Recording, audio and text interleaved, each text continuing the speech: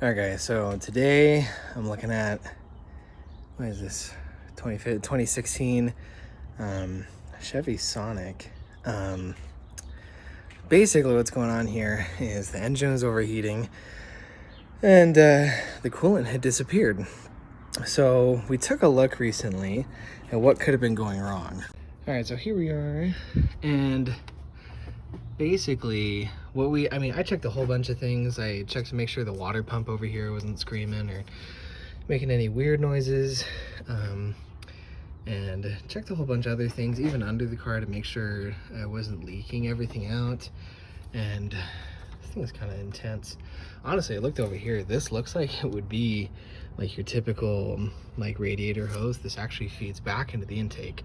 I'm still not entirely sure how all this works, but anyways, what we discovered is that there's a water outlet here. I actually thought it was the thermostat at first. Thought maybe it's backed up. The thermostat's actually trapped in there. So that's kind of intense. That may be another project for another day. We'll see how this goes. But what we discovered is that it's hard to see, but there's this black piece here. And when the car's on, you can actually see right here. You can see in the camera it's actually damp. But there's just some like microscopic crack, and there's just water flowing out of here. And with a good light, I don't have one right now, but you could see on the backside over here, it was leaking water out. And yeah, it was bad. When we initially opened up the hood, you could actually see that like this whole side of the engine bay had gotten like sprayed with something. So I think once this coolant reached a higher pressure, it just shot out of some of these smaller areas. So what we're gonna do today is, well, pull out some of the bolts back there and everything, and we're just gonna replace this big weird plastic piece, and hopefully that'll fix the coolant leak and it'll fix our overheating problem. Also, another thing, so a lot of you may already know this, but if you have like nasty stuff on your battery, this kind of corrosion buildup or whatever, you can use, I've been told for the longest time that Coca-Cola is what you should use. I think from my experience, you can use stuff that's generally like Coca-Cola, so Pepsi's working here. Makes me sad to use this really good mango Pepsi, but you can pour it on this stuff, and it's actually a little bit of chemistry going on here. It's just some of the acids in the soda and the chemical structure of the corrosion here will neutralize and break down. It actually changed color. This is white, and now you can see it's this like turquoise color. So you can see there's even less on there now.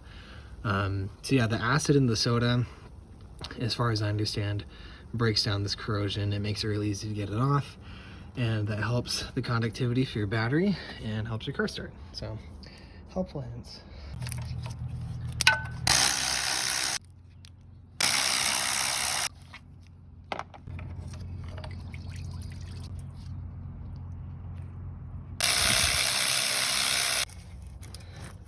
Oh, okay, there we go.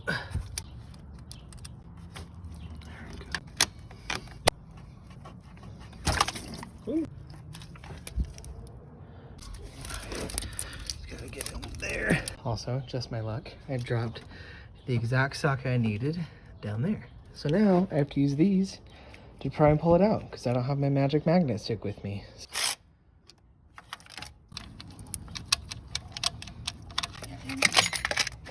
Okay, check it out. There it is.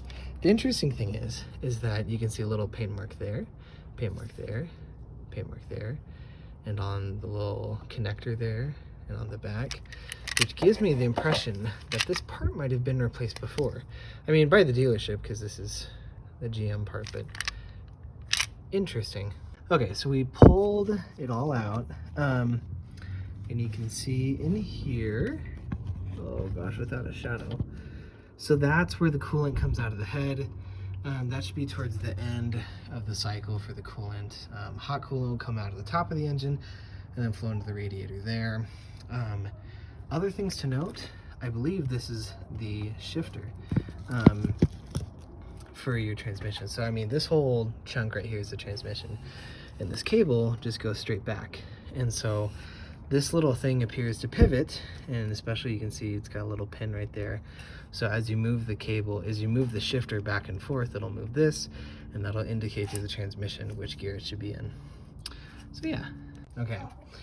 So we got the new part guy in there. We got all our hoses hooked back up. Got it all tightened down. It came with the seal, which is really nice. And now we just gotta fill it back up. Be so cool.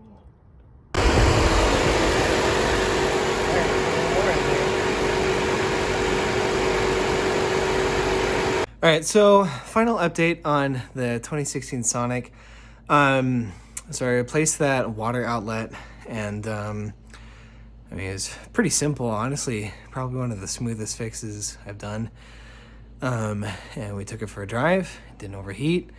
And actually, one of the original complaints was that the heater wasn't working, and that's when, you know, we discovered that there wasn't coolant in there, and that's when we discovered the leak and everything. So we drove it around for about 10 minutes, found out, or looked around under the hood, not leaking anymore.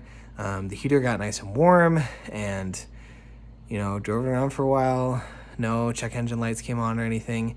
The difficult part is that on this 2016 Sonic, there are like no gauges except for a speedometer and the RPM. I forget what those are called. Anyways, in the RPMs.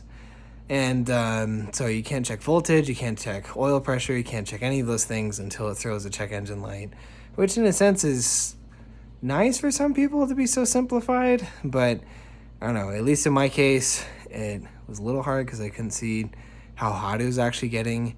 But, you know, if no lights came on and the heat came in nice and hot and it wasn't overheating, then I assume we did it right and that everything's fixed so far. So I think we're good then.